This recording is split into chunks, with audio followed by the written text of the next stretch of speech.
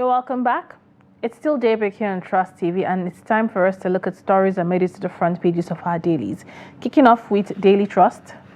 Well, boldly on the front page of Daily Trust, we have 2027. Allow younger people to run. Baba Ahmed tells Tinubu. You'd find that story on page 3 and 4. Still on Daily Trust on the top, insecurity. Enough is enough. President tells security chief. Patient stranded as workers strike cripples FCT primary health care centers. All right. And aviation crisis, air peace, foreign airlines suspend flights.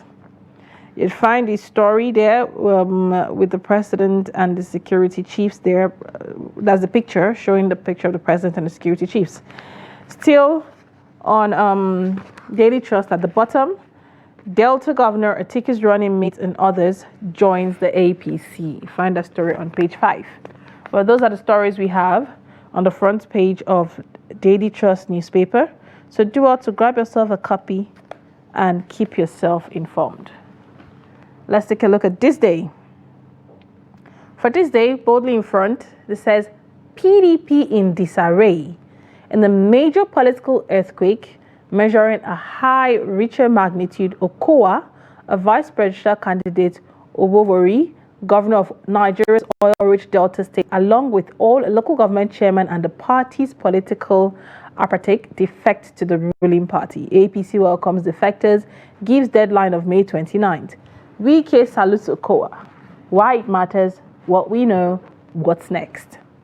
Tinubu to intelligence chief, enough is enough is the next story you have there. And on the top, Wale Edo reveals forensic audit of NNPC ongoing. Declares Nigeria's economy is in a better position to withstand U.S. tariff shock. Cardoso orthodox monetary policy has stabilized the economy, and Dangote joins World Bank's investment lab to advance job creation in emerging markets. And then still at the top, Trump's trade war. That's on the foreign scene. $90 billion loss looms as U.S. travel crisis deepens.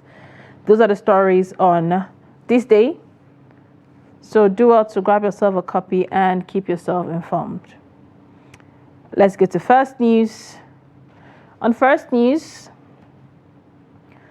pressure mounts as AGF promises probe into Miller Kyari's deals. You have that at the top. Still on First News at the top, still Cardinal Okpaleke to vote in Papal Conclave has sole Nigerian elector. Avoid the poor like Senate, Pastor Ibiome insists Jesus sets the example. Benue Governor earlier appoints two-face entertainment community outreach advisor, and high yield DMO reopens 350 billion naira federal government bonds at 1,000 naira per unit. On defection, Delta earthquake, Obowori, Okowa dumps PDP for APC. Mass defection withdraws 2027 political map. Ends 25-year PDP reign. All right. Federal government pays 50 billion naira in earned allowances to end varsity disputes. An army chief gives troops 1 month to crush Kwara terrorists. Still on First News, Nigeria's pension asset surpasses 23 trillion naira. Those are the stories there on the front page of First News. Do well to grab yourself a copy and keep yourself informed. Taking a look at leadership. Leadership there still on defection. PDP suffers big blow as APC captures Delta. The details of all of that is there. And members hold parallel seating as crisis rocks Zamfara Assembly. On the top of leadership, which is, they said, Asian Mediterranean refiners, major beneficiaries of Nigerian crude shipments in April. On the side, insecurity, Tinubu issues fresh orders, says enough is enough, and 29 states default in contributory pensions. 2025 Hajj may face operational hitches. You find that on page 7. And IMF projects 45.4 debt to GDP for Nigeria by 2030. Those are the stories you have there on the front page of leadership. Do well to grab yourself a copy and keep yourself informed. All right, I'm looking at Daily Independent. There they said chaos as Air Peace suspends flight amid NIMET staff strike. Flight services disruptions, passengers' frustration deepen. fear of revenue lost by agencies, airlines, and others heighten. Still on Guardian, on the top, we need help to drive out herders killing Benue people, says the governor. And there's also a story there on the defection, like we've seen in most of the papers. And still on Daily Independent, federal government vows to probe alleged soldiers' complicity in Benue attack. Only pretentious minister claims 150 million naira enjoys electricity from NLC.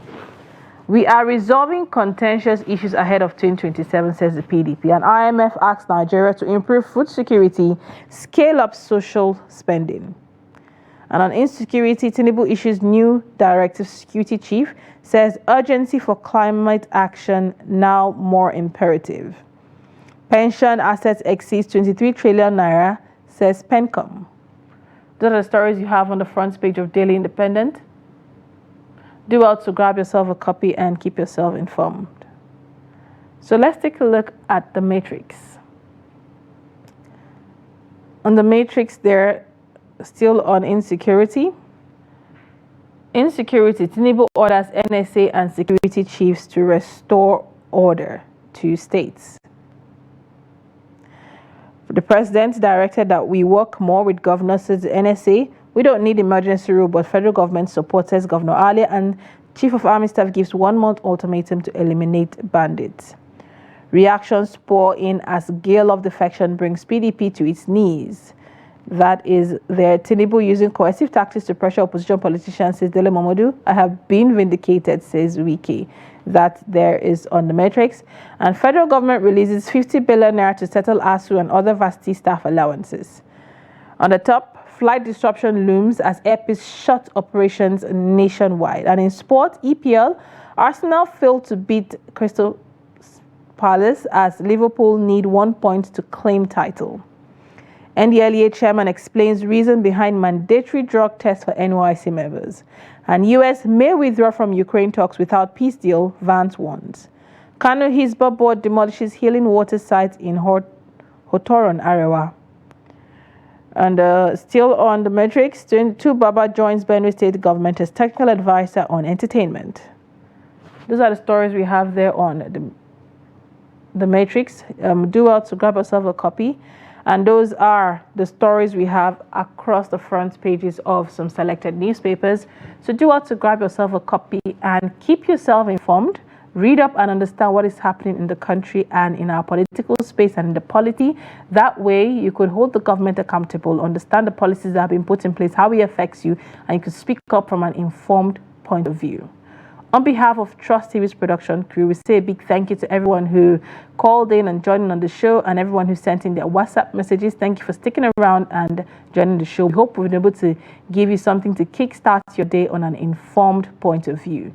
My name is Lillian Ogazi. Let's do this again tomorrow. Bye for now.